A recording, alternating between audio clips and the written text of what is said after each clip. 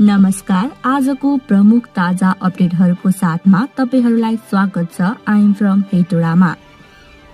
बिना कारण petrol pump बन्द गरे अब कडा कारबाही।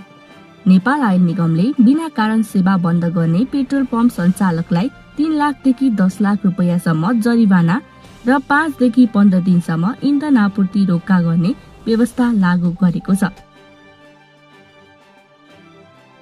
मकवानपुर प्रशासनले चाले नयाँ कदम। मकवानपुरमा कालो सिसा र कालो स्टिकर लगाइएको गाडीहरूबाट उक्त स्टिकर र सिसा हटाउने अभियान सुरु गरिएको छ, जसमा हालसम्म जिल्ला ट्राफिक प्रहरी कार्यालय मकवानपुरले 25 वटा सवारीहरूबाट स्टिकर हटाएको छ भने 9 वटा सवारीलाई कारबाही गरेको छ।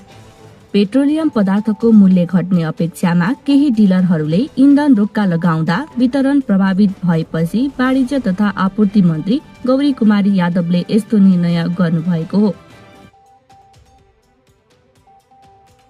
अब हरेक सांसदको कामहरू डिजिटल निगरानीमा। राष्ट्रिय स्वतन्त्र पार्टी रासोपाले सांसदहरूको काम कारबाहीलाई अझ पारदर्शी, उत्तरदायी र जनमुखी बनाउन पल्स रासपा नामक डिजिटल प्लेटफर्म सुरु गर्ने तयारी गरेको छ, जसमा सांसदहरूले आफ्ना संसदीय गतिविधि, क्षेत्र भ्रमण, सार्वजनिक भेटघाट तथा हरेक कामहरूको नियमित विवरण अनिवार्य रूपमा अद्यावधिक गर्नुपर्नेछ।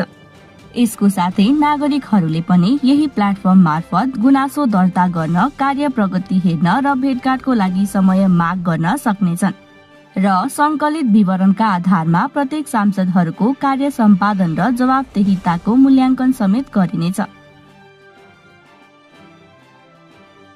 बिना दर्ता होटल सञ्चालन भएको पाइएपछि प्रशासनद्वारा होटललाई कारबाही। मकवानपुर जिल्ला प्रशासनले आज असार 19 गते हेटौडा 4 कर्रापुल नजिक रहेको पाथिभरा आमा चार्जिङ स्टेशनको परिसरमा दर्ता नभई सञ्चालन भइरहेको होटल बन्द गर्न निर्देशन दिएको छ। कानूनी रूपमा दर्ता बिना होटल सञ्चालन भएको पाइएपछि आवश्यक कारबाहीको निम्ति होटल बन्द गरिएको मकवानपुर प्रशासनले जनाएको छ।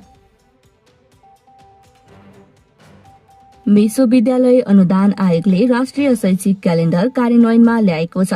क्यालेन्डर लागू भएसँगै विश्वविद्यालयहरूमा भर्ना, परीक्षा र नतिजा प्रकाशन निर्धारित समय तालिका अनुसार हुनेछ।